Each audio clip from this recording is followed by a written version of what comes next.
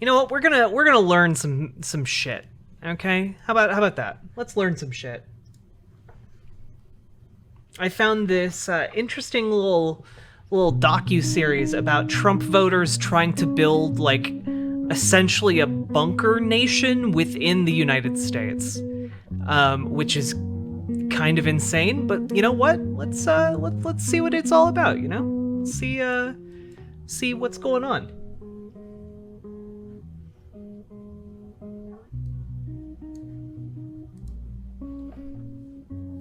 Nia. Oh, that was a bad one. Nia. Attention, patriots. Broadcasting from the Free Zones, Radio Free Redoubt begins in 5, 4, 3. Wow, that was only a 7 out of 10. Nia.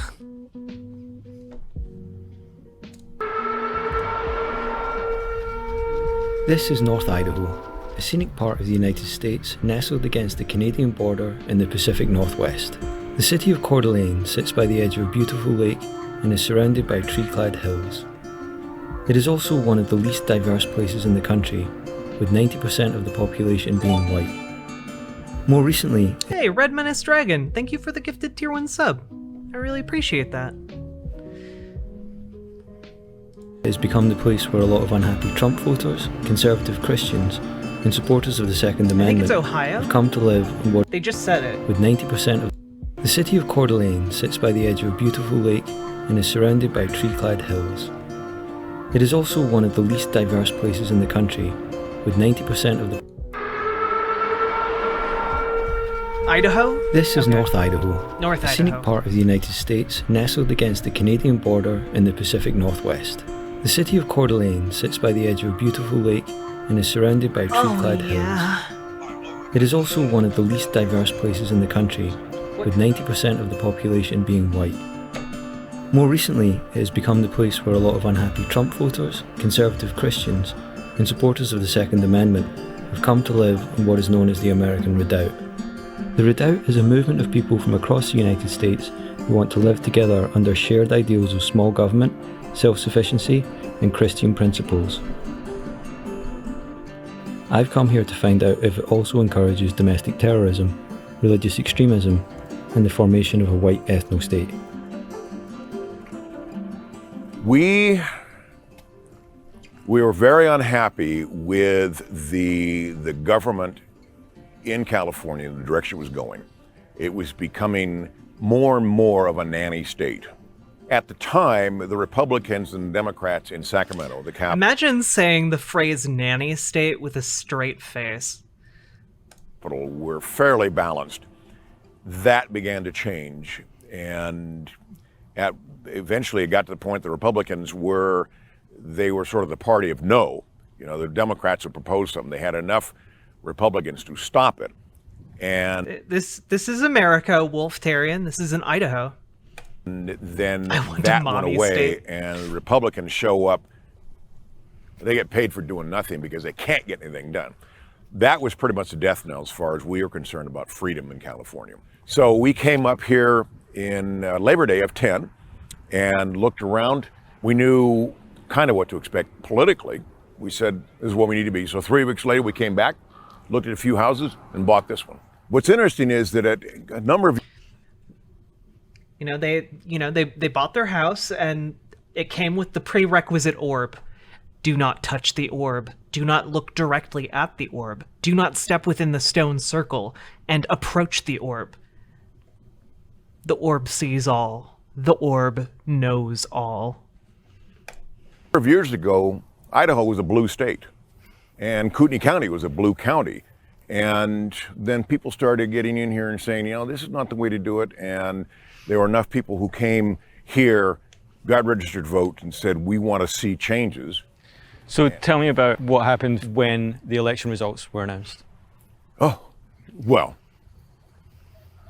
uproar would be putting it mildly. Is that a Night Vale reference? I've never listened to Welcome to Night Vale. Though I would probably like it. It seems kind of up my alley. The people that we hang with are politically... What's going on right here? What's going on right here, chat?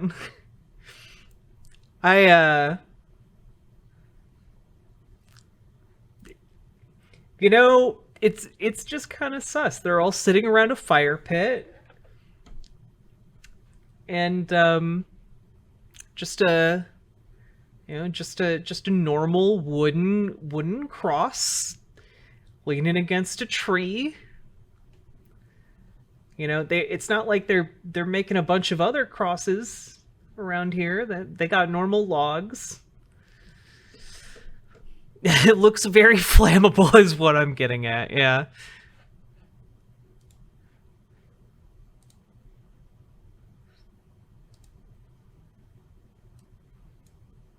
Oh, wait a second. Wait, Paladin Lost, you're still a mod, right?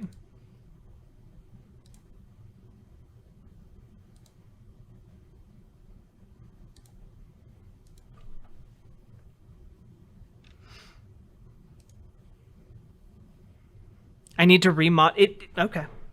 My bad.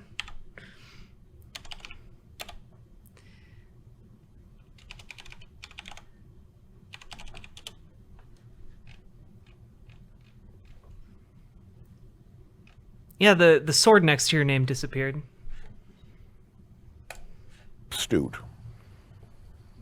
We pay attention to what's going on, and the numbers did not add up. And it does say you have a sword in your badges. What was going on, and most people said, "Huh, no, something's gone on here." So there was a tremendous amount of anger. There still is. People say, "Well, let it go." Can you still do moddy things, Paladin?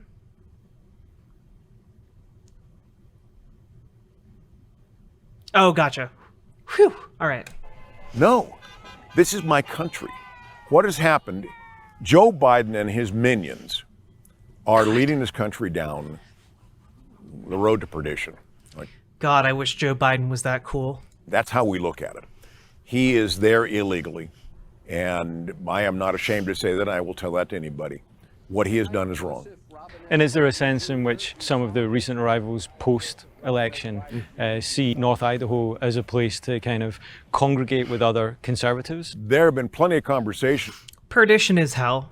About the potential balkanization of Idaho, and we'll use the Great American Redoubt as an example. The Great American Redoubt is Idaho, eastern Washington, eastern Oregon, Montana, and Wyoming.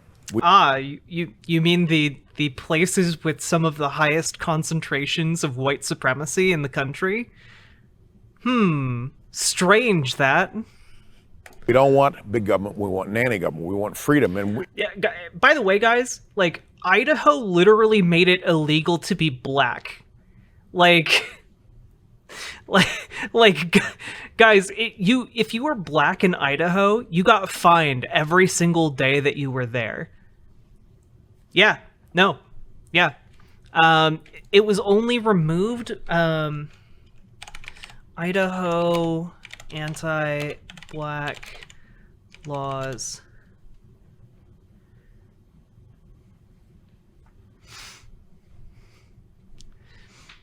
Yeah, like in 1864, like right after the Civil War, they made it illegal to marry a black person if you were white. Let's see.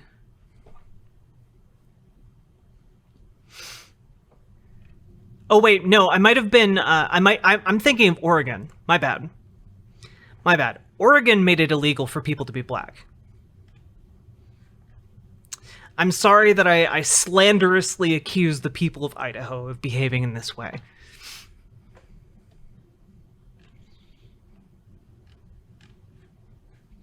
If you guys want to read more about it, here's an article in National Geographic.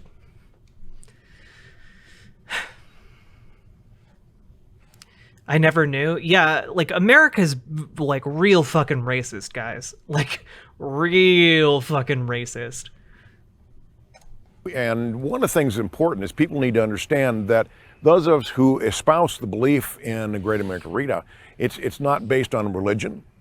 It is based on political thinking, because that's really what's going on here. So we don't care what religion you are, so long as you come in with the thinking that you agree with your compatriots here. And I use compatriot in that very sense of patriotic friends. So that's really what we're talking about, is a community, a very large community, but that's what just a community of really patriotic friends. That sounds nice. we want to do. Good morning, Patriots. Welcome and thank you for tuning in here at the Voice of... Yeah, so Oregon, so for a little bit of background, right? Oregon had a very high amount of KKK membership, still does to this day. Let's see. In 1844, all black people were ordered to get out of Oregon country, the expansive territory under American rule that stretched from the Pacific coast to the Rocky Mountains. Those who refused to leave could be severely whipped.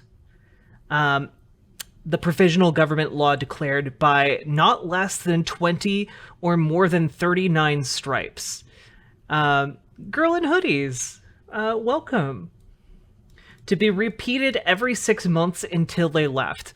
So basically, you could be whipped, and for the record, guys, getting hit by a whip once is excruciatingly painful. Getting whipped 20 times can potentially kill you, and that was the minimum.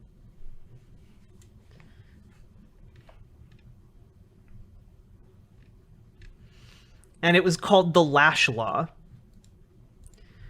Luckily, no one was ever lashed under the law, but it became the first of 3 exclusion laws that shaped the Pacific Northwest, banning any additional black people from coming to Oregon country. Those laws created what one African-American professor calls a very hostile environment that has long made Oregon and its largest city, Portland, a stronghold for white supremacists, like Jeremy Joseph Christian, the man accused of killing 2 men and severely wounding another on a light rail train last month. Yeah. Few people are aware of Oregon's history of blatant racism, including its refusal to ratify the 14th and 15th Amendments of the Constitution. Yo, when your entire state is so racist that you refuse to acknowledge the 14th Amendment. Holy shit. Yeah, 1848 made it illegal for any Negro or mulatto to live in Oregon country. In 1850, under the Oregon Donation Land Act, whites and half-breed Indians were granted 650 acres of land from the government, but any other person of color was excluded from claiming land in Oregon. In 1851, Jacob Vanderpool, the black owner of a saloon, restaurant, and boarding home, was actually expelled from Oregon. They like Oregon for a long time, and honestly to this day, that has fucked up the racial ideas of Oregon.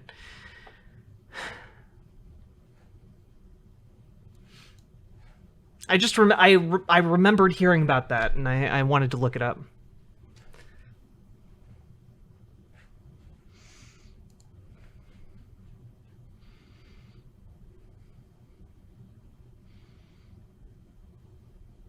I don't think anyone's trying to slander you, Wolftarian.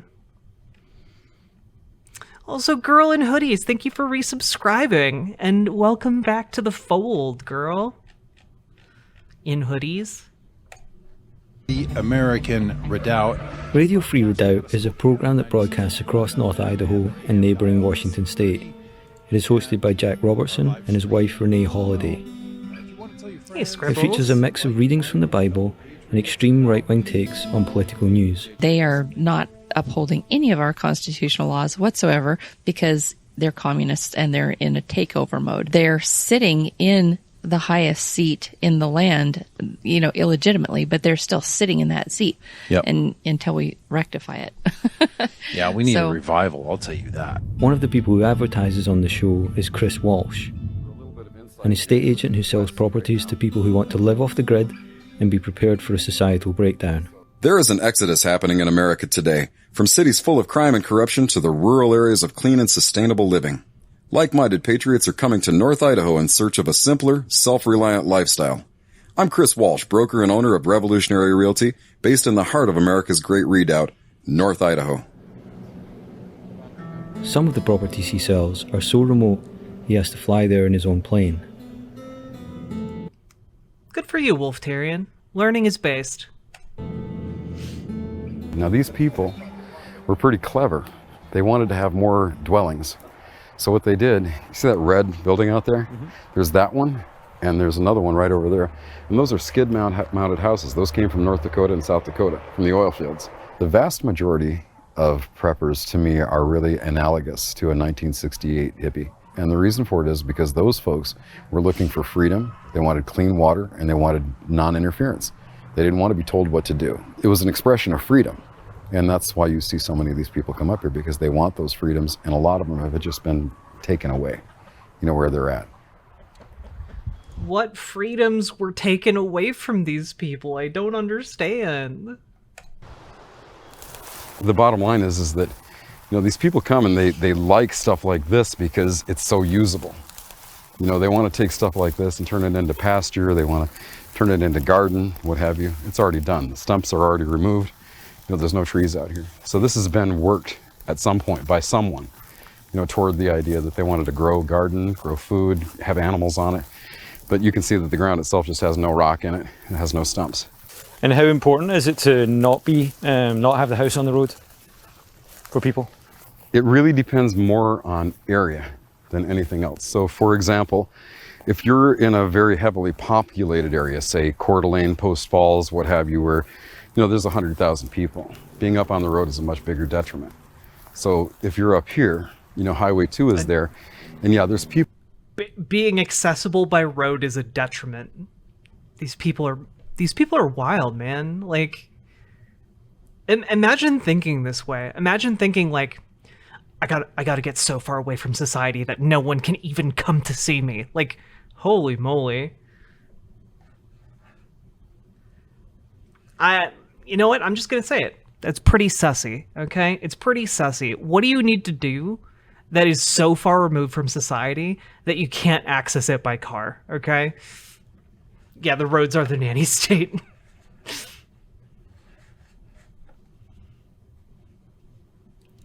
People up here, but there's not 100,000. The vast majority of people that Wait, there's nothing in the readout. Reject the government. That would include Social Security, SNAP, Medicare. No disaster relief. Where should I stop? If you want the government goodies, you can't try to end the government. Yeah, exactly. I see, that I speak to, that are coming here out of danger. They're fleeing from places where they're afraid. So for example, Seattle has real problems downtown. It's just not safe downtown now. The homeless live on the streets and claim them as their own property. So if you walk down the street, they'll tell you to. What the fuck? Maybe if you're worried about like homeless people, you should, I don't know, like maybe invest in homes for the homeless to live in.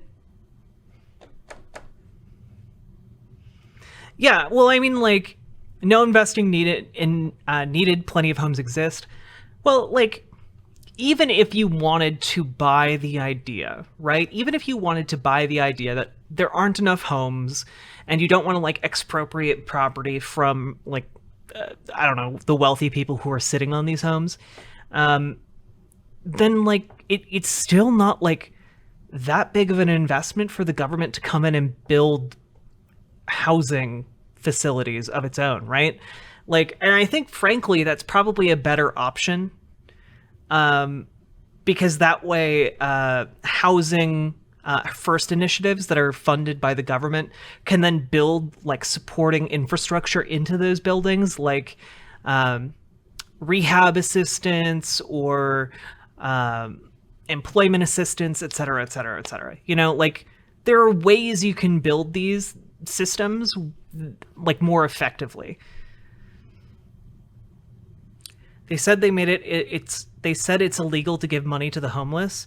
Is that true? Absolutely not.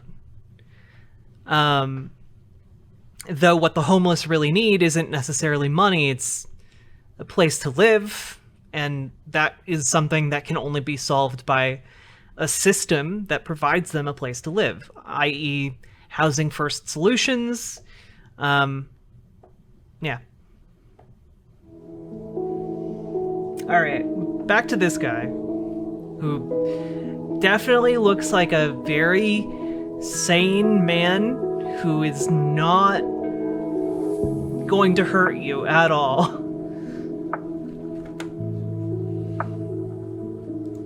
Get the F off their property, and they got no problem with it. So people are in large part right now being driven by their fear. More often than not, you know, either the woman or the man has just looked up and just said, listen, we need to live somewhere where it's safer. Just that simple. And they know all these people that have moved to North Idaho, and they come up. Hey, D. Grohl.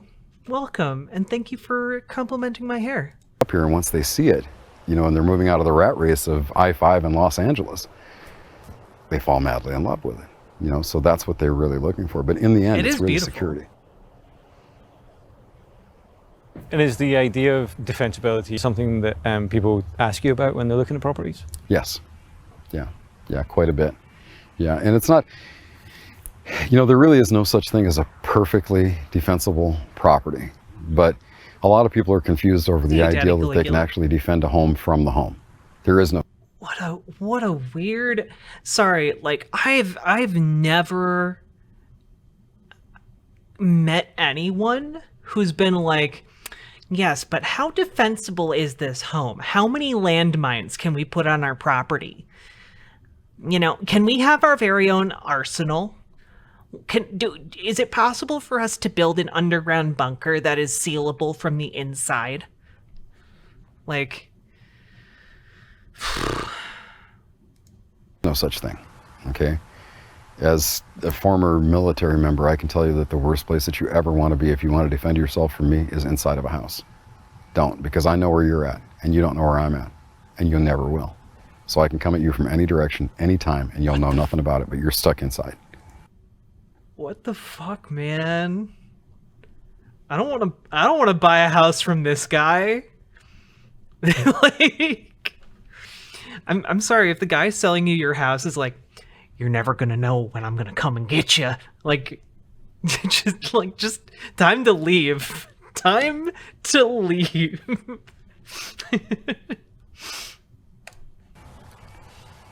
Could get ugly. It's not just people who want to live off the grid who are being drawn to the American Redoubt. Honestly, the reason he's a successful realtor is because if anyone ever tells him no, you know, they never go home again. They just disappear. It's a weird mystery. All around Coeur d'Alene, these huge housing developments are being built to cater to one of the fastest... Yeah, Red Menace Dragon. Yeah, wearing a mask is living in fear, but then these people spend like $10 million on like a bunker in the woods. Like, Jesus Christ. Housing property markets in the US. But do the people moving here know of the area's dark history of white supremacy? No, I know he's talking about like the actual defensibility of homes. I'm just memeing.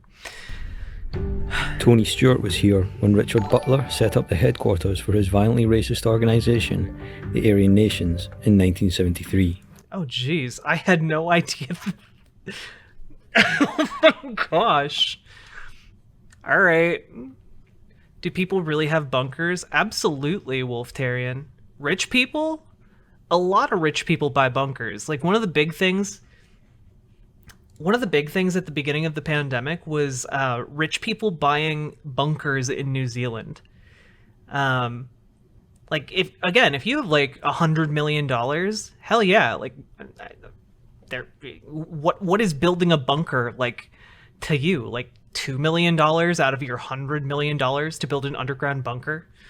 You know, like Jeff Bezos and Elon Musk literally, instead of building bunkers, are investing in being able to go to space, the ultimate bunker, you know? Also, Matter Lover, thank you for the follow. Yeah, I had no idea Northern Idaho was the home of the Aryan Nation. So this is where the Aryan Nation property was. This is the Yeah, you get ads if you're not subbed, Deke Roll, I'm sorry. entrance to the former Aryan Nations compound, and they had a banner always across announcing that was Aryan Nations. A white supremacist, Butler drew people to his compound who believed as he did, and his supporters held marches through downtown Coeur d'Alene in clan hoods and Nazi. What a bunch of, like, losers, man. Like, you're gonna, like... You think that, like, this guy is a member of the master race? This absolute thumb of a person? Like, good golly. And Paladin Lost, thank you for gifting a sub to D. Grohl. That's super kind of you. Yeah, the master race right here. Yeah, I look at this guy, the first thing I think is peak human. In 1998, they were preparing for a major event and expecting opposition from the local population. Already on edge, guards at the compound mistook a car backfiring for gunshots and chased local woman Victoria Keenan and her son Jason, shooting their car until it ran off the road. The Keenans were eventually awarded $6.3 million by the court. This forced the Aryan Nations into bankruptcy, and the compound was signed over to the victims.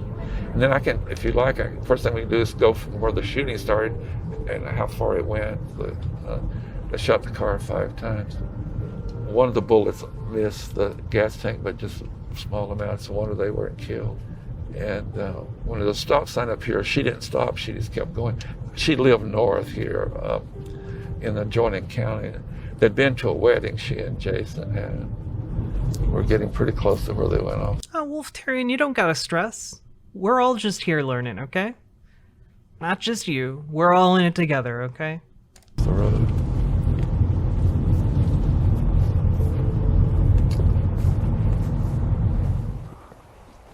It was right in there. Right there's where it went in right there.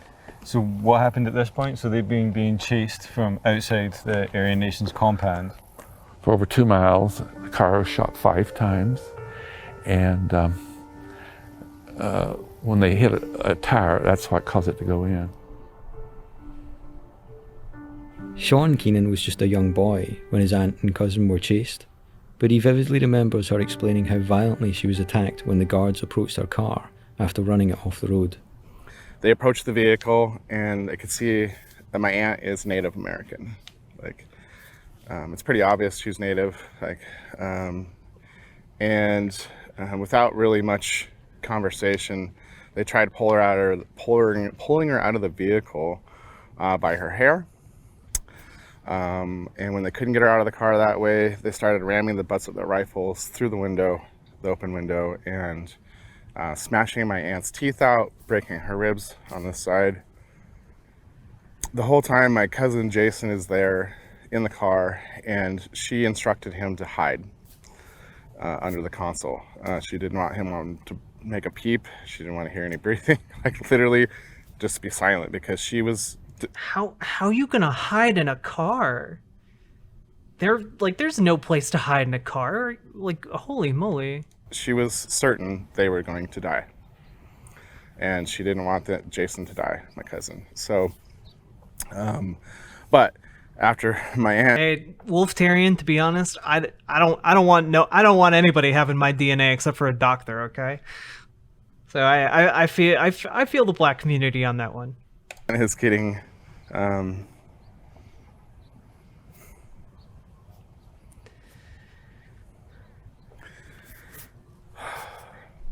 my cousin couldn't take it any longer. seeing his mom.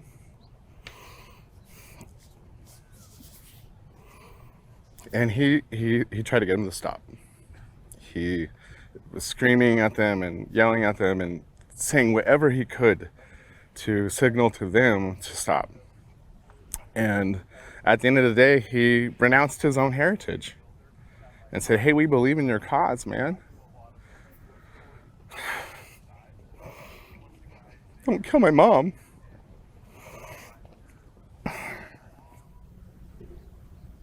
Jeez. You know, what I remember about the Aryan Nations is that they would come to places like this, the park, and they would do recruitment.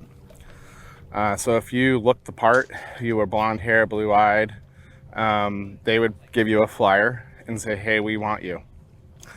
And they would do this regularly. They'd come around and try to do recruitment whenever there was crowds down at the park here and stuff like that. I do remember that. I remember the parades. I remember them, you know, organizing and marching down the streets in Nazi regalia. And I remember the terrorism, the threats. And I wonder if I can ask you about the American Redoubt.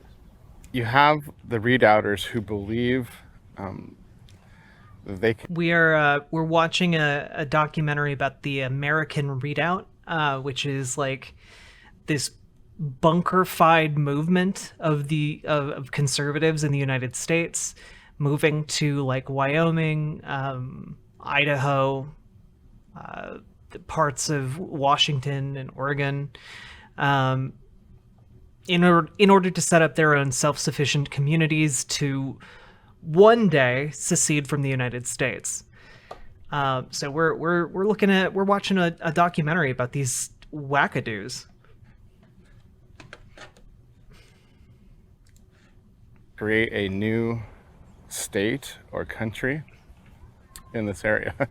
In fact, believe it or not, this redoubt theory and movement is so strong they actually passed something in the Idaho legislature this last session that said they wanted to create this greater state of Idaho.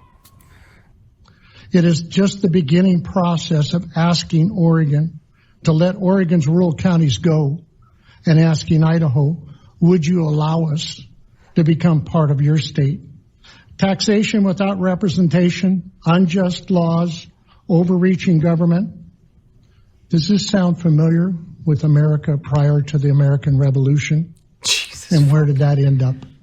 That's how crazy it's gotten here, where they feel like they can create this white utopia state around here. So to restate what he just said, basically Idaho passed legislation that would allow counties from the surrounding states, from Washington, Oregon, Wyoming, etc., to join Idaho and become a larger Idaho state, basically consolidating their power into Idaho. Don't they vote? Yeah. But they have the most voting power in Idaho, which is why they want rural areas from around Idaho to be able to join Idaho. That's kind of the thing. Yeah, it's pretty wild. Also, Daddy Caligula. Oh, Daddy. And so you have a lot of folks who are subscribing to this through, social media channels and newsletters and things like that, Read Out News or whatever. And you have the Kootenai County Republican Central Committee. Is there a sense in which the Republican Central Committee, they are in some way preparing the ground for the readout? Absolutely. Yeah. They have gone through and cleaned house with their Central Committee. There isn't any moderates left. They've done the purity test on everybody. And so either you are in lockstep with their ideology or you're not in the club. They're targeting nonpartisan races specifically. just kind of set the stage, put the fertile soil in the ground for something like this to come to fruition. I mean, at the end of the day, the more people who share their values and yeah, but Splutbringer, he's arguing that the rural communities around Idaho don't have representation, which is why they should be allowed to join Idaho. That's the argument. So they have representation, just not the right kind of representation. in leadership positions can open the doors, and there won't be any resistance left. Idaho, Bockel. What political opposition there is in the Redoubt comes from the few Democrats still fighting in local elections. Every public office, save for one in North Idaho, is held by Republicans. And over the last 10 years, a faction of the Republican Party has taken over the Central Committee, a faction that is quite... No, they want the rural counties around Idaho, like around the perimeter of Idaho, that are currently part of other states, to be able to leave those states and join Idaho. Can you show black community after this? I'm not sure what you mean by that. Far to the right, and probably best described as the Tea Party type. Can you just explain how that works in terms of like what's the role of the Republican Central Committee in helping these people to get elected? Sure. I mean, Bockel Industries, the general idea is that they want to, the members of this American Readout movement want to consolidate power in Idaho, where they currently have the most power, and then they want to secede from the United States. That's their long-term plan. I'll just talk about the local government officials, because those are the elections that have been, how shall I say, tainted. They are supposedly, and they're meant to be, nonpartisan elections. You don't run for those offices as a Republican or as a Democrat. You run as a qualified public servant. Nevertheless, in the last year or so, the Republican Central Committee has been vetting candidates with a questionnaire that determines their loyalty to Republican Party principles, questions that really don't belong in a nonpartisan atmosphere. The Central Committee is, each county is divided up into precincts, and a precinct committeeman is the one who sort of lets everybody know in their precinct what's going on politically. Hey, heads up, this is happening, you need to show up, you need to write letters, or hey, this is what we accomplished, so we're safer now, politically safer. This year we really we really riled them up, because we have these what we call nonpartisan offices, meaning you don't declare whether you're Republican or Democrat, you're just running for office.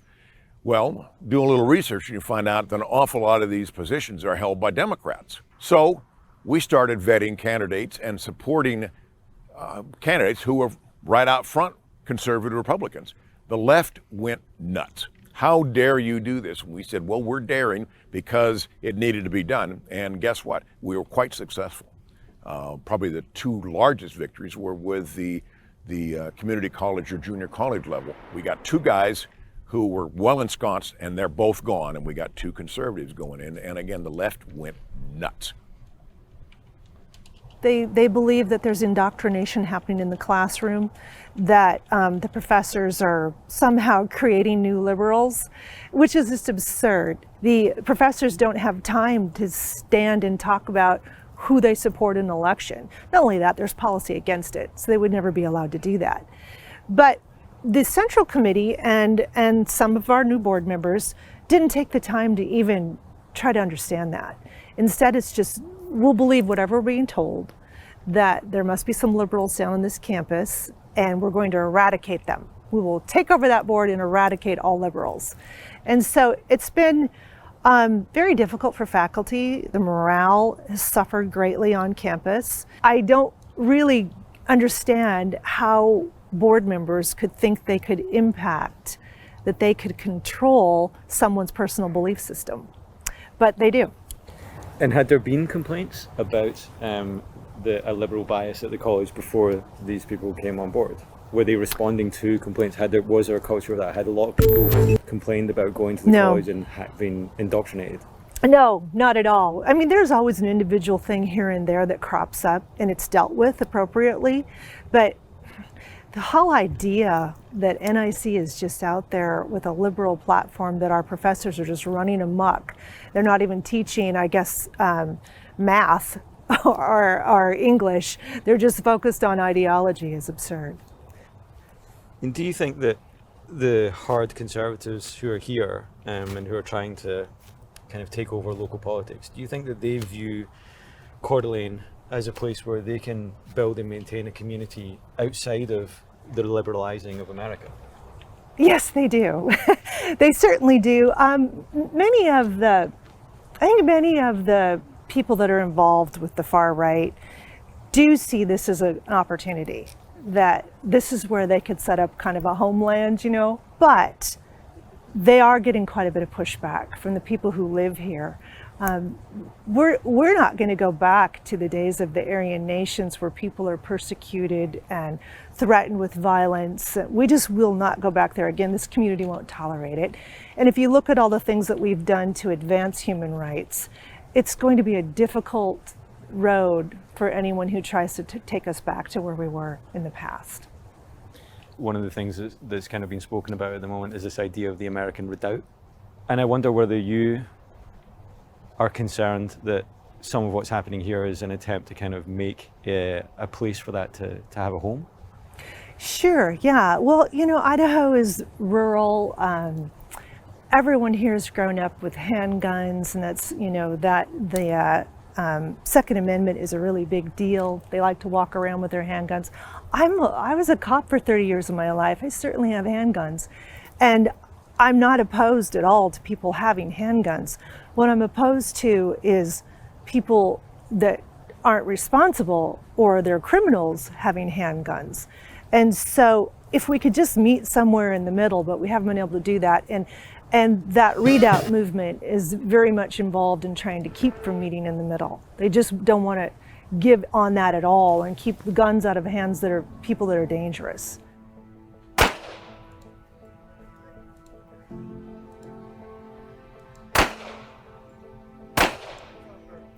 Our membership has doubled from last year. Okay, so many people have been showing up to run through the safety brief while they're joining with their realtors. They're taking a break out to join while they look at properties. Are the gun laws here part of why people decide to come here? Is it a big part of what? I'm sure the gun laws are. Sometimes it's pretty obvious. A lot of the guys will carry openly, and that's because they can't where they came from. Pick California, Washington, whatever. They aren't allowed to do that. So it's kind of like, oh, I can do it here, so I'm going to. We try and educate them otherwise, but it is permissible and allowed. So certainly the more, again, liberal in the classical sense gun laws of Idaho is an attractant to many people.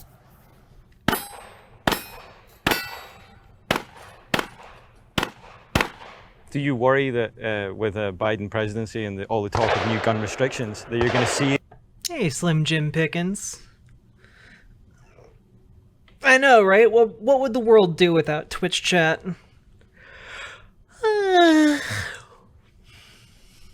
An impact on that here? Yes. And I could elaborate, but obviously administrations have impact on the population, okay? And he's been very vocal about outright banning things. The problem he's going to run into on that, it is blatantly unconstitutional. I won't bore you with the Second Amendment other than the fact that it wasn't about hunting. We just had a Revolutionary War with England, so they weren't worried about hunting, they were worried about what they consider tyrannical government. Now, I qualify that. Does that mean that we're all going to take our ARs and go attack Washington? Of course not, all right? But that was the original foundation. There are many things that one could look at. Wait, when did this come out? Okay, it came out this year. You'd think this guy might rephrase his terminology better after January 6th. From the 16th, 17th century say it doesn't apply now. But fundamental human behavior and human rights has not changed. That's where I believe the American experiment excels in man's history. And one of those things is individual freedoms, okay, that were a natural or God-given right, not from some wonking government. Leftist owl. Many people believe if they were to trash the Constitution tomorrow, outlaw all the guns, they're not going to be given up here like they were in England and Australia, okay, or other countries, because it's already an innate, God-given, natural right, if you will, not predicated upon paper. We read history. We can look around the world and see current events. And whether it be our government, people in our government, I'm not saying Biden or I'm not saying Trump, I'm not saying anybody. Look, but we're not going to kill Biden, but we will mow down when there is police an and abuse of soldiers power who come and to the us. government gets a monopoly of firearms, they do far more damage than any one individual can do criminal actions. There is a sense that that is why it's also there. It's to protect individuals from. I mean, I would say if you are in a position to own a gun responsibly and safely, you should consider doing so. There are really cool organizations you can join, like the Socialist Rifle Association, and that's a pretty cool thing to do, I think. At least until laws change in America, but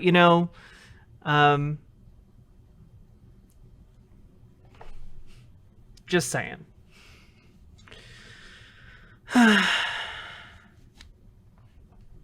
Buy a sword, fight with honor. True. Plasma swords for life, baby. Personal assault by criminals, common criminals, or perhaps a government gone bad. I don't own a gun because I am severely depressed and I worry that I might use it in a way that harms myself. At least currently. But you know what? Maybe when I'm off my antidepressants and feeling a bit better, which is a very real possibility now that I've moved, maybe I'll consider that,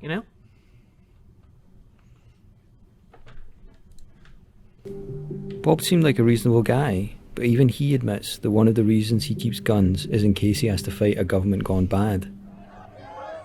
For some of the people in the American... Hey, it's okay, Wolftarian. I didn't spend years growing these magnificent breasts to throw it all away now, okay? Redoubt, the government already has gone bad, and their willingness to fight it was clear when supporters of Donald Trump stormed the Capitol building in Washington, D.C. in an attempt to stop Joe Biden being confirmed as president. Wait, Booba is life. Booba is literally life. It was a demonstration that got out of hand, and it said, I'm embarrassed. I am still waiting to hear the details of what really happened there, who led this thing. We had a lot of people who were very angry at what the United States government has done. And whether the left likes it or not, we've got enough evidence to show that says that there is massive fraud with the election. People are angry. Okay, bud. The overwhelming number of people who showed up on January 6th in Washington, D.C. It's great that he thinks that, but if he has all the evidence, he really should do Donald Trump a solid and show up at a court and help him with one of his hundreds of loser court cases, okay? Did not participate in the onslaught into the Capitol building, all right? What they did was wrong. Joe Biden thinks that people think like I do are the number one problem because I'm supposedly a white supremacist. Kiss my ass, Joe Biden. Pardon me, but he makes me so angry to paint us with a goodly portion of the United States population with that kind of thing. Yeah, I'm angry. I am extremely angry with somebody like that. Wait, what are you talking about? Why are you so upset? Joe Biden's clearly talking about the people who attacked the Capitol, and you presumably didn't go. He uses an opportunity to, take it out against the... Wait, why do I need to chill? Right. People who do not approve of the administration, what they're doing is absolutely wrong. It was not an insurrection. Is that perception and feeling amongst people on the right part of what is driving people? No, Dovey Dragon. Biden kissed his ass, About the gun issue? I'm pretty chill about the gun issue. I was just explaining why I don't own a gun.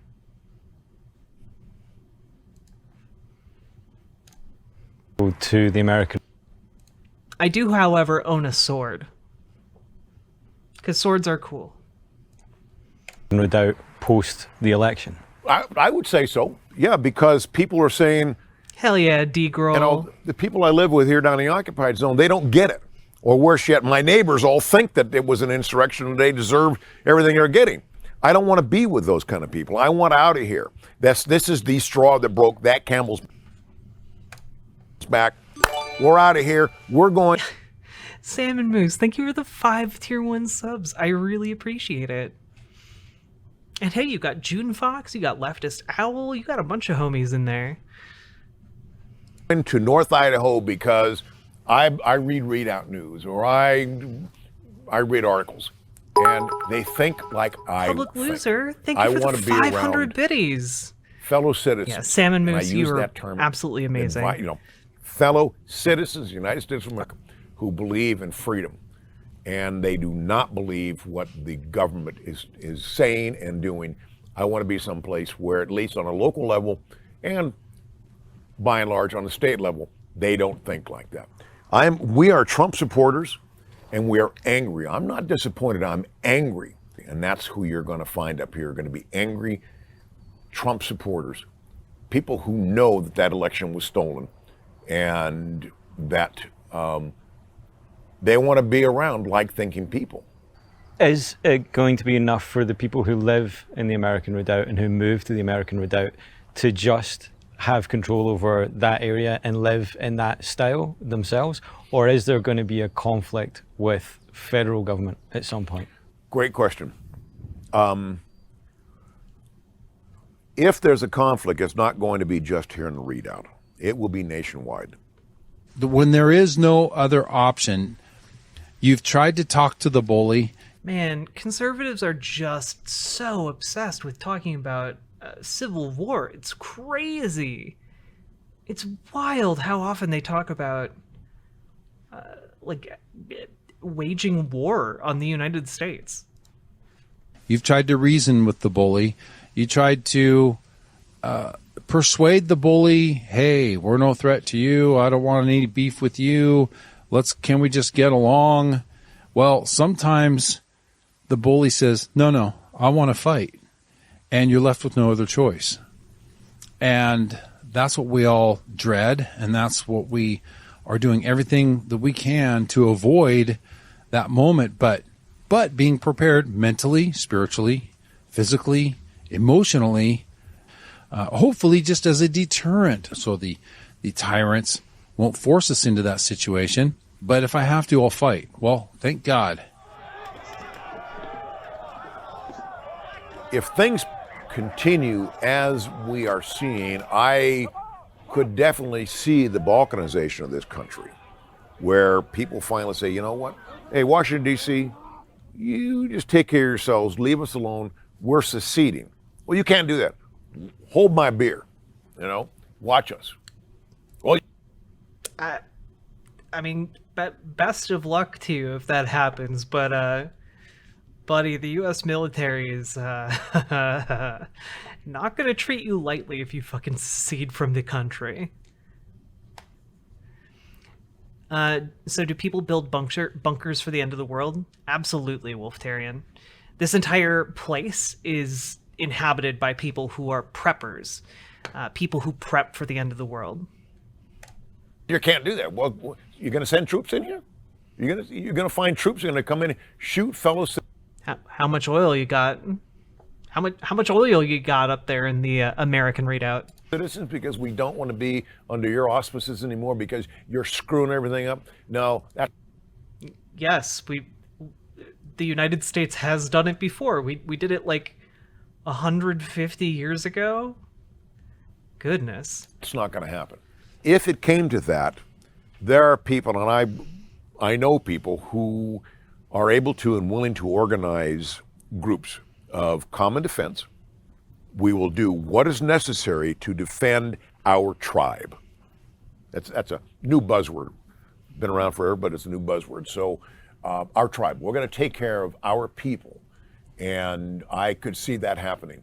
Absolutely could see it happening if the wheels came off the economic bus and things. Yeah. Where's this guy going to get his gasoline for his boat? Okay. Fell apart. I think there's going to be a lot of ugliness, anarchy, what have you. I grew up around many men, just like this dude. One of the reasons I am who I am today, his type is dying out. Even these people's children, and especially grandchildren, are all over this BS. Canatrix, I hope so. I genuinely hope so, but I don't know. I'm not content with the idea that time will fix these issues, you know? There are a lot of young people who are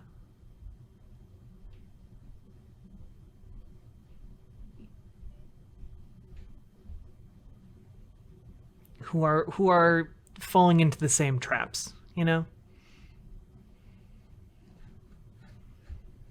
Supply chain disruptions. In America, one of the things that we take for granted is security. We take a truck and we put it on the road in Omaha, Nebraska, and we drive that truck to North Carolina.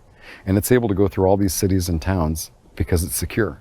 People don't attack it. They generally abide by the rule of law because they have to, because there are police that will stop them and prosecute them if they shoot the truck driver and take the truck. I'm 30. I think that America is fine until Americans can't buy a six-pack, you know, whether it's because it's not available or because they don't have the money or whatever, you know, but as long as they can stay relatively comfortable, things are generally okay. Is there a danger that preparing for the end of the world is hoping for the end of the world? I don't think so. Well, no, I shouldn't say that. I think there are some people out there that maybe do hope for it, but I don't think that there are very many. I think they're a very small percentage. If you took 100 people that I think are preppers, I don't think that there's more than one or... If you actually do go and live off the grid, right, and you actually start to make all of your own food, you have to recognize, and you will recognize within a week, that it's hard work. So they're not a fan of the idea of the grid stopping to work. It's nice to be able to plug things in and have it work, right? So they're not anticipating this and, oh, I can't wait till it falls apart. That's a fallacy, really, that is painted by the left, by and large, because they think that these people are in the woods and they're praying for the end of the world and all this. And there is nobody that I know that's out here praying for the end of the world, and I know a hell of a lot of preppers. Preparing for the end of the world is something most people in the American Redoubt have in common, alongside a belief in extreme conservative politics and easy access to guns. There is another group who believe the world is about to end, and their importance within the movement is at least equal to right-wing... Wait, I don't know anyone who's praying for the end of the world. What a fantastic transition into this aspect of preppers. ...politics and gun ownership. Fundamental Christianity teaches that God's law sits above any government legislation, and living in the end of days is something they welcome. After months of careful negotiation, we were allowed rare access to film inside the controversial Candlelight Church in Coeur d'Alene. Don Bradway is a member here, as are most of his friends. I wanted to see if the kind of teaching done here by Pastor Paul Van Noy adds to the divisive nature of the American Redoubt and gives the congregation more reason to shut themselves off from those who don't believe. D-Groll, I am mid-coast. I live in Minneapolis. But I do spend a lot of time up on the North Shore in Minnesota, and that's kind of like a coastline, you know, largest freshwater lake in the world. It's kind of like a little sea, and it's connected all the way to the ocean. So I mean, I kind of go Vikes, I guess. Oh yeah, don't ya know? Oh, we're gonna go fishing. We're gonna go catch some walleye. Oh, we'll have a nice hot dish. Oh yeah. What is a sea if not a big lake? Exactly. Except that it's freshwater, so you can drink it. Duluth is not coastline. Disagree. It's very hard to see the other end of it, okay? If you can't see over a body of water, it's big enough. As they do. We can see what's going on in the world around us. Persecution against the church, the deconstruction of truth, the biblical signs that the Bible talks about, earthquakes in various places and wars and. I don't know. I've been up on the North Shore. There are a lot of places with wells that basically drink filtered lake water. Okay. Rumors of wars and famines. We look at this every day in the news, the tension in people. And so we can see the progression toward that day that we're all anticipating when the Lord will return for his bride. I believe in the rapture. I believe you do too. And I'm looking forward to that. Why? It's not a biblical idea. The rapture is just fan fiction. It's just fan fiction. It's not real. It's not even real if you go by biblical standards. We are looking for the blessed hope and the glorious appearing of our great God and Savior, Jesus Christ. So it's quite a hectic morning for you, yeah? Fairly normal. But yeah, it's busy. Yeah, I will say that after the 3 services are over, I'm tired. Because you've got to get up and perform, and then I see you as soon as you step down, it's like, yeah. Disthrone. No, but I know a bunch of people who work on the MinMax podcast here in Minneapolis, and you all should check out MinMax. They do great video game coverage content. Everybody wants to talk to you. People have been pretty nice today, actually, which has worked out well.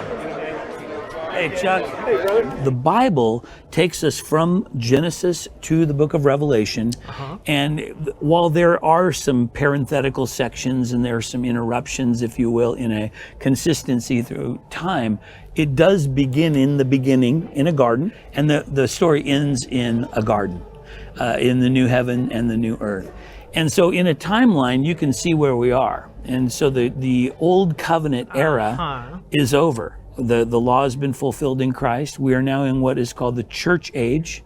The church age will end at what is referred to as the rapture of the church. Many people don't believe in the rapture anymore, but the Bible does. The Bible says... No, it absolutely doesn't. The idea of the rapture is entirely like a Seventh-day Adventist invention.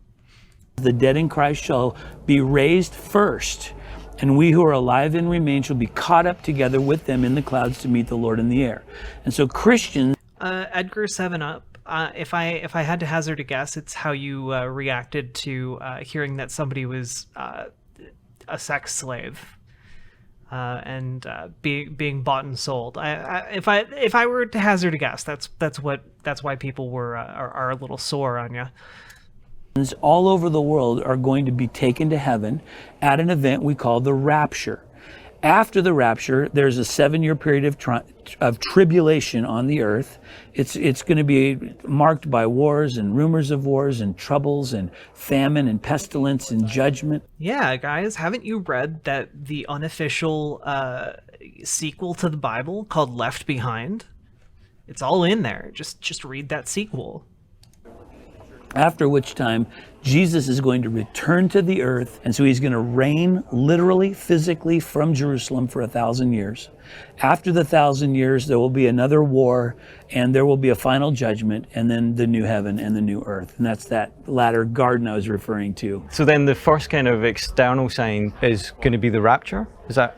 The next major prophetic event will be the rapture of the church. Wait. Okay, wait. So this guy thinks that all the people who have died, all the Christians who have died on earth are going to be resurrected, and there will be a war over that for some reason, and then Jesus Christ is going to come back and rule on earth, and people who, like, on the planet, who saw, like, dead people coming back to life are gonna try and kill a god. I mean, that's a pretty good plot for a JRPG. Not so much checking out when I think about it, okay? For like 5 seconds. Yeah, that's a Final Fantasy game. honestly, Jenny 12 gauge, that I would play that game. It actually sounds pretty good, you know? Like, yeah, you have to kill the incarnation of a deity that actually did resurrect like all of the dead people in the world. You know, that'd be pretty good.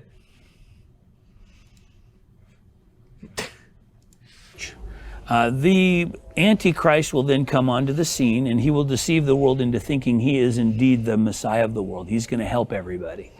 There will be a pseudo peace in Jerusalem and around Israel, around the surrounding nations for about 3.5 years, and then all chaos breaks loose. After an event where he, the Antichrist, who is thought of as the Christ, sets himself up in the temple and says, "I'm God, worship me." And that's sort of a wake-up call for everybody. And it's just crazy pandemonium judgment from that point forward until the Lord comes to put an end to that at the second coming of Christ. Alongside the belief that the world is going to end soon, the congregation at Candlelight are taught to follow a strict interpretation of the Bible that further separates them from those outside the church. One of the most controversial views they hold is that anyone who is living in a same-sex relationship, or who believes they were born in the wrong gender, is defying God and harming themselves. We don't... Look, if God is real, I think he made me pretty okay. And I live in an age of modern medicine. I can get boobas. I can be happy. I can not want to kill myself. That's pretty good. I like that. I like not having to kill myself, you know? Would you spend the rapture with me if it comes down to that? Let's hold hands. Let's hold hands and stare into each other's eyes, chat. Yeah, their strict interpretation of the Bible is gay people bad and icky because it make my pee-pee feel weird. Or trans people weird because they make me question things about myself that I've never questioned before, never felt comfortable telling anybody about, and I'm just gonna stuff that deep down and never think about it, because if I think about it for one goddamn second, I might break down and I might discover something about myself I can never undiscover, and that will ruin my entire life.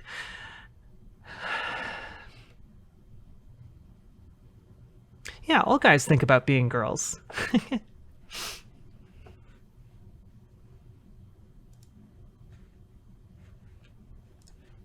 Love anymore. We think that it's loving to give something to someone that will harm them. And as mentioned before, we talked about the LGBTQ plus community, and so many people today that are wanting to redefine love. Same-sex marriage, for example. This is not loving God. It doesn't represent the model that he developed for us, nor is it genuinely representing others, because we're putting them in a... Yeah, the Bible didn't explicitly talk about trans people at all. The Bible also didn't talk about blood transfusions or shit like that, but you guys still get them, don't you? Position to do something that is actually harmful to them. And so we need to redefine the biblical definition of love.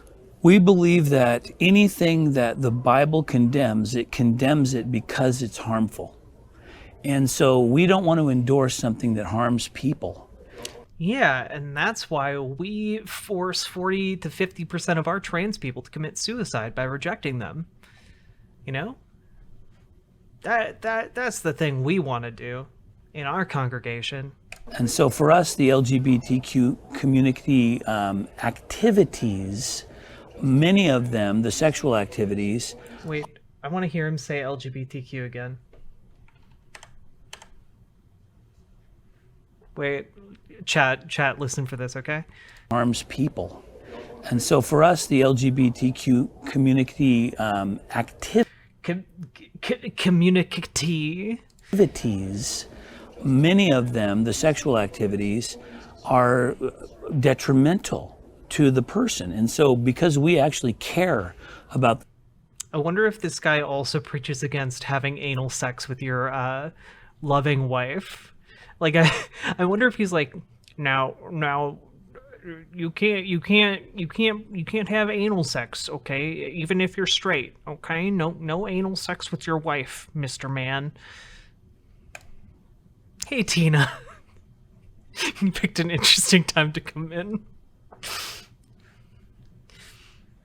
Yeah, the camera pans over slightly to the left. You see his wife dressed as a dominatrix. The homosexual. We care about the person that's having a gender identity crisis. We want to help them, not by saying, look, just keep doing it. It's all good.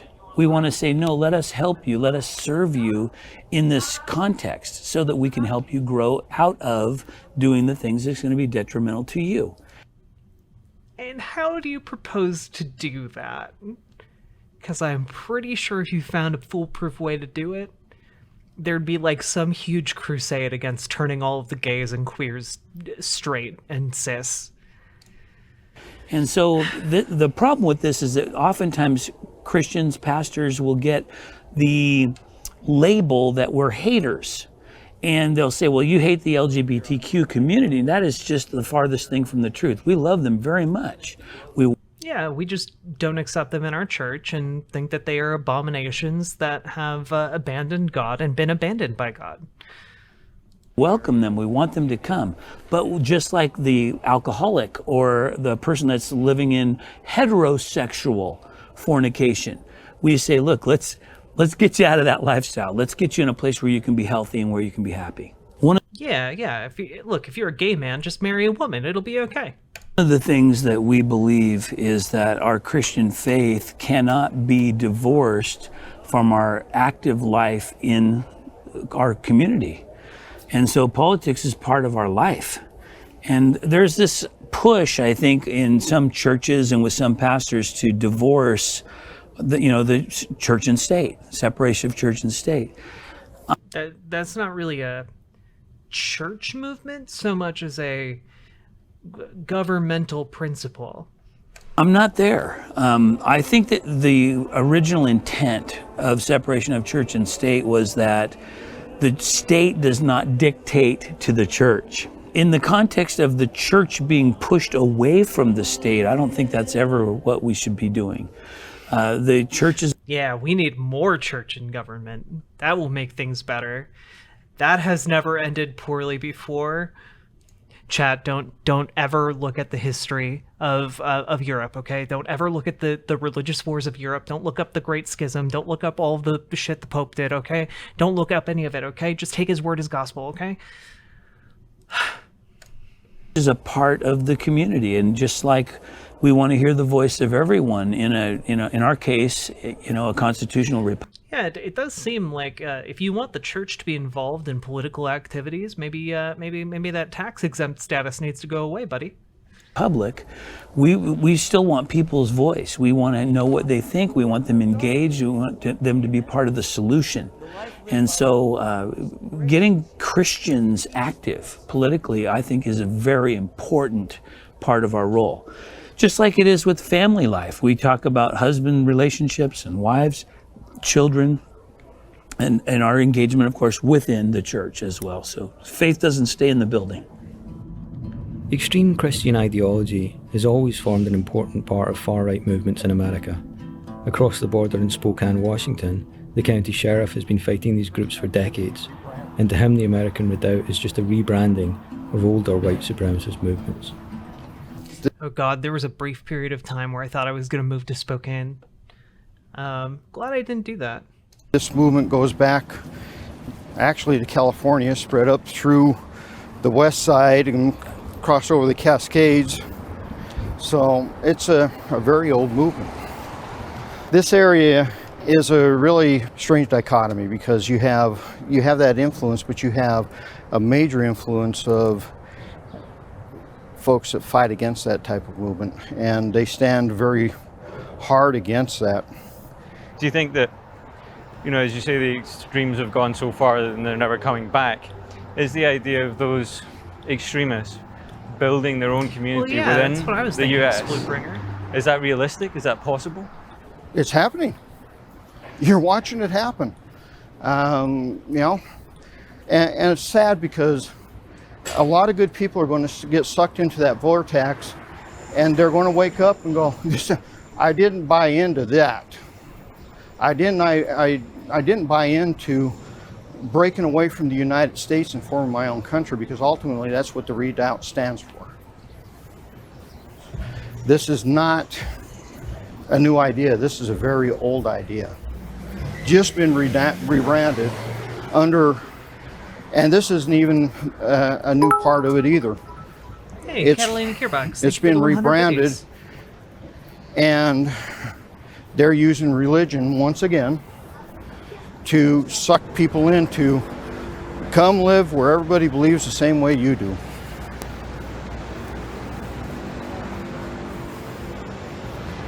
And what do you think of the dangers of that? Extremism. Those type of philosophies always breed extremes. That's what happens. You know, you might think you're going into something and you're going to have freedom and liberty. No, you are going into tyranny, and the day you step out of line, they will smack you back in line. They tried for 10 years to do that with me, politically, the extreme right, when they were in charge of the political party here locally. My own party ran people against me. In 2014, it was the extreme left and the extreme right that actually joined together. Matt Shea. Oh yeah, no. Earlier in this documentary chat, they showed footage of the Idaho legislature passing laws to allow rural counties in other states bordering Idaho, allowing them to join Idaho, like essentially secede from their home states and become a part of Idaho, because they want to consolidate power in Idaho to enable secession. Like it's when I say these people are wild, it is an understatement. He promised that if they ran a Democrat against me as a Republican, he would split the Republican Party and the Democrats could sweep me out. Didn't work. Matt Shea is a disgraced former Republican representative from Washington. His political career was effectively ended when a 2019 report found he had participated in an act of domestic terror against the United States. This was in connection to him having organised and supported 3 armed conflicts of political violence, including the 2016 takeover of the Malia Refuge in Oregon. He has now become a spokesperson for the American Redoubt. There are tens of, this is going to freak the liberals out, I love this. There are tens of thousands of teams that are already organized in the American Redoubt, and they didn't know it. They didn't know it was happening. It is done, and this fall we're going to see what happens to the rhinos and everybody else. I'm super excited about that. Keep organizing, keep organizing, keep organizing. Identify the communists and jihadists in your area, okay? We're going to start with the Montana Human Rights Network, okay? Woo! All right. Here's the thing. All the hate... Yeah, you know, all of the jihadists in Idaho. God damn. That comes out of that group, okay? I mean, they're so vitriolic, spewing, trying to destroy people's businesses, lying about people's reputation. You know, they were like, did you hear Matt Shea's plan? It's to create a white ethno-state in the northwest of the United States. It was like, you guys realize that the God and Country celebration they said that about, okay, that's where the secret plan was hatched, that the associate pastor there is black, okay? That kind of shatters their entire credibility, right? Yeah, wait, not the pastor, the associate pastor. This is like the ultimate I have black friends argument. I couldn't possibly be building an ethno-state. I have a black friend. So why are we playing into the narrative like Caleb said? They're going to try to throw that garbage out, easily discredited, easily refuted, easily dealt with. I don't want to talk about that. I want to talk about why you guys are supporting Antifa. I want to talk about why you guys are supporting a racist organization like Black Lives Matter. I want to talk about why you guys are going after...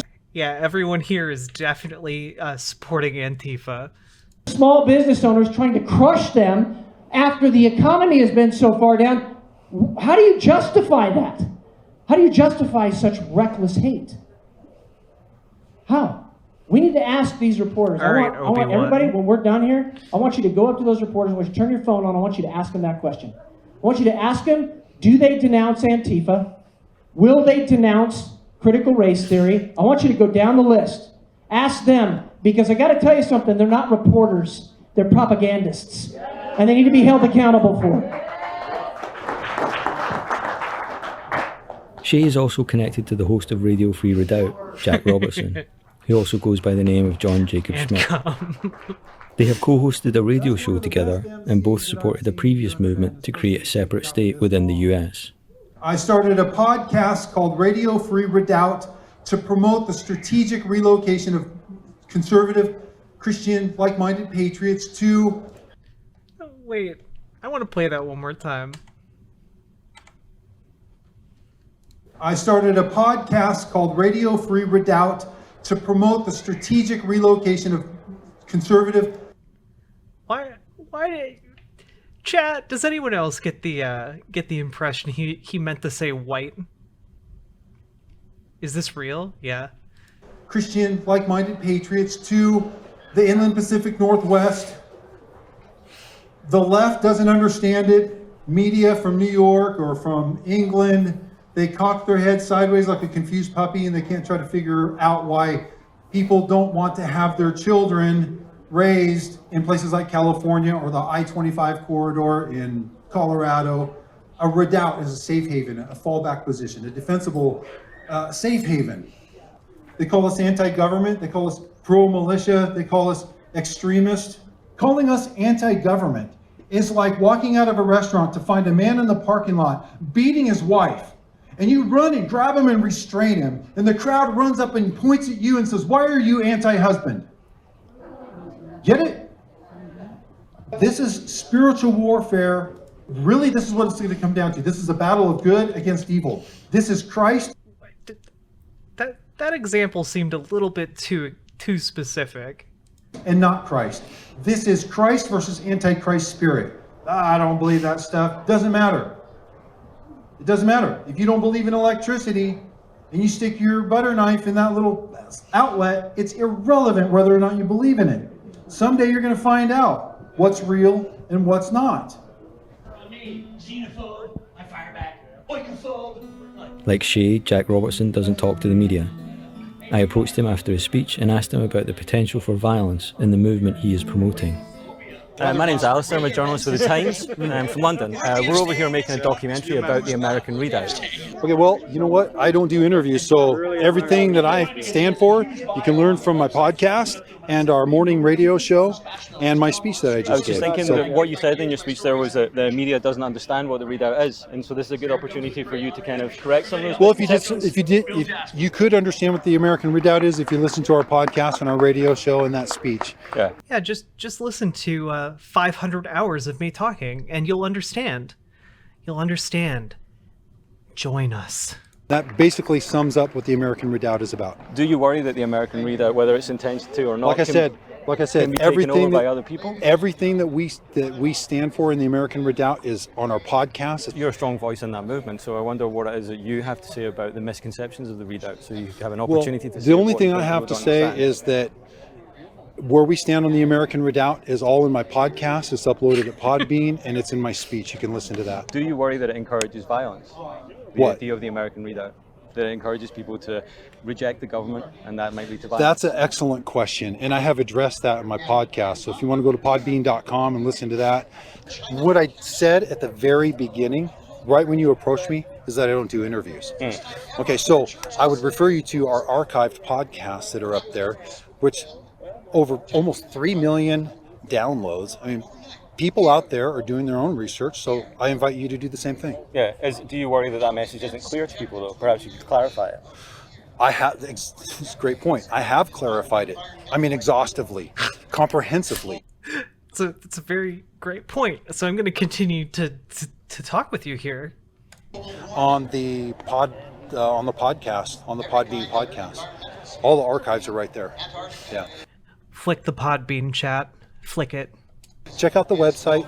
Listen to our podcast. You're invited to listen to our morning commute. We're unapologetically Christian, patriot, American patriot. We believe in everything that our country was founded on. But do you worry that that incites violence? Do you worry that rejecting the government to build your own community incites violence amongst people? I've addressed that numerous times, and it's archived on Podbean. Yeah, if you go to radiofreeredoubt.com, click on Listen to RFR, there's a link that will take you to the podcast. Yeah, but is there a simple way? Yeah, real patriots have long-term plans to steal Idaho from the United States. You could describe it now? Yeah. I mean, yeah, just no sense in just... We're done. We're done. You're done. Thank you for your inquiries, though, and if you're genuinely... I am. I'm still here asking. If you're That's genuine, I am. And he's if you're genuinely curious, tell yeah. you that he doesn't do any of you, Yeah. so you're done. So, Go anyway, away. thanks for your time. All right, thank you. Thanks, Cowboy Dwight. Wait, did that guy have a hand on his gun the entire time? 92. So, anyway, thanks for your time. All right, thank you.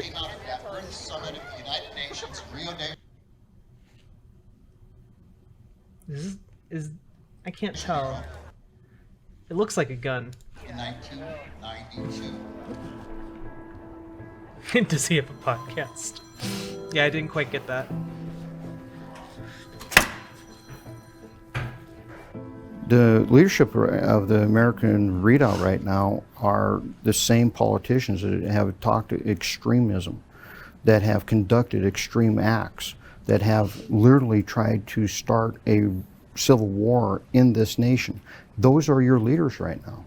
I have never got all the way through all of these. There is so Strangely based cop? much information, The thumb disease hasn't quite reached his brain yet. you know, but Okay, so we're looking at one called Countering Ambushes, describing the formation adopted which best served military movement over a diverse landscape is decided upon by a consideration of what the force commander was seeking to achieve. The wedge and its numerous variations was the most widespread formation. just all tactical. This is like a breakdown of how to avoid being corralled by law enforcement, I'm guessing. How to escape from a pair of handcuffs. And so where are these documents all from? These came off of Matt's computer. Okay. When Pounder left, he made copies of everything. And this is the basic guidelines to patrolling. Yep.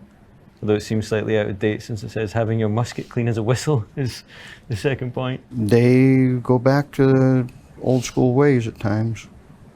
I just gave you a glimpse of exactly what they're all about their military structures, about how they want to do things.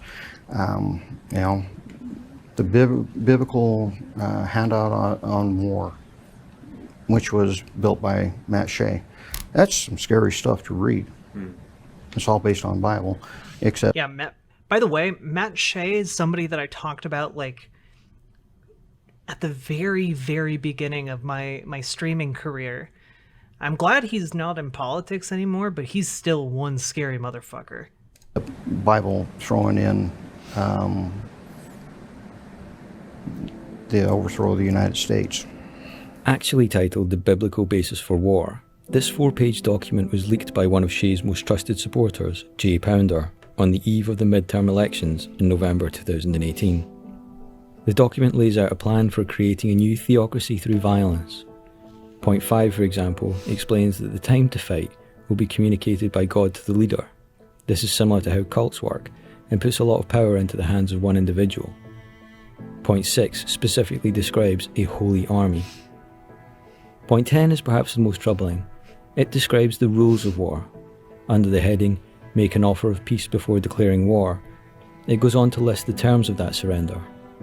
Stop all abortions, no same-sex marriage, no idolatry or occultism, no communism, and must obey biblical law. This was like an actual member of the United States government put this together. Like, holy shit. And he's still pursuing these same goals today, just as an FYI. How many Americans would agree to live under these terms? Those that do, the document makes clear, must pay their share of work or taxes. But for those who refuse, the instruction is clear: kill all males. Yeah, he wrote this. Matt Shea wrote this. That kind of crazy guy who talked before the podcast host, he wrote this. If what we've been looking at over the last wee while is the political takeover, and as you spoke about them, these right-wing ideologies, starting at the low level, moving up local government, state government, national government. That's one side of it. This stuff that you're looking at now is much more about, potential violence, about how to... you don't take over a government without violence, and you wait for the proper opportunity. They're waiting for the proper moment to strike. What do you think are the likely trigger points for that to tip over into something? I will tell you very bluntly, woe be the politician that messes with the Second Amendment. You will see a nation go up in arms, and there's nothing you're going to be able to do to prevent that. And people may not understand that, especially people that aren't from the United States.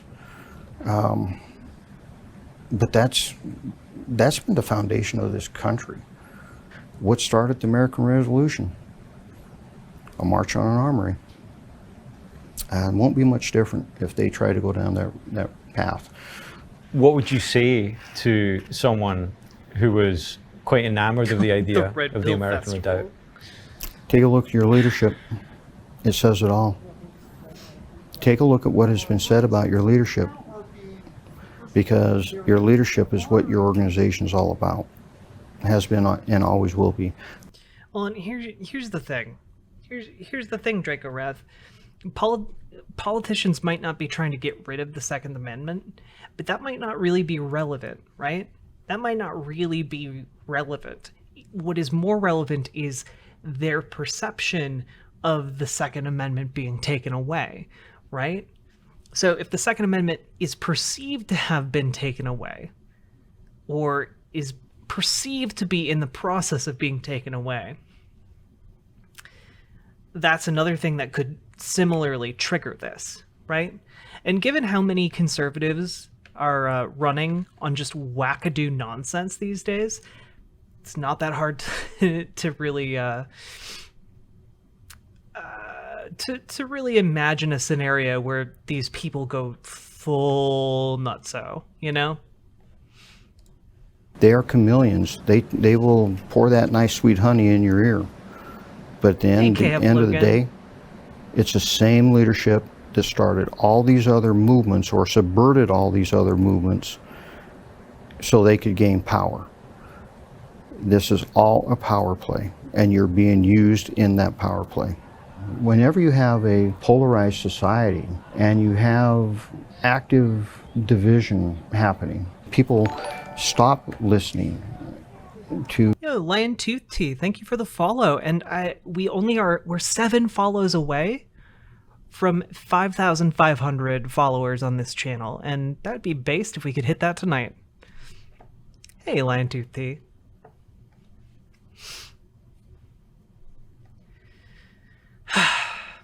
Also, if you've been enjoying this content, consider throwing some subs or bits my way, or donate to me directly with _tip in chat. I'd certainly appreciate it, and I do this full time, so just consider it as an idea to mull over in your brains. Wolftarian, the stream is not ending. I'm just shilling. I'm shilling for myself. The warnings. You've seen it in history time and time again. And I'm just hoping that if you keep talking about it, it will keep if you change one mind, at least that's one mind that's not out there doing it. Maybe you prevent another from going down that road. We need to stop talking about how we separate ourselves and divide ourselves and start thinking about how you bring the union back together. We used to have a saying, united we stand. Well, there's a second side of that saying, divided you will fall.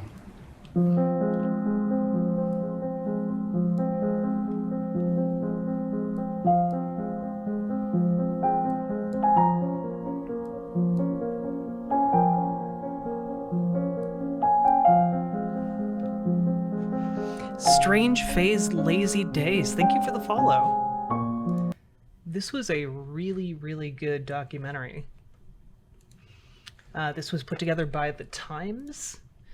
It's their first documentary work,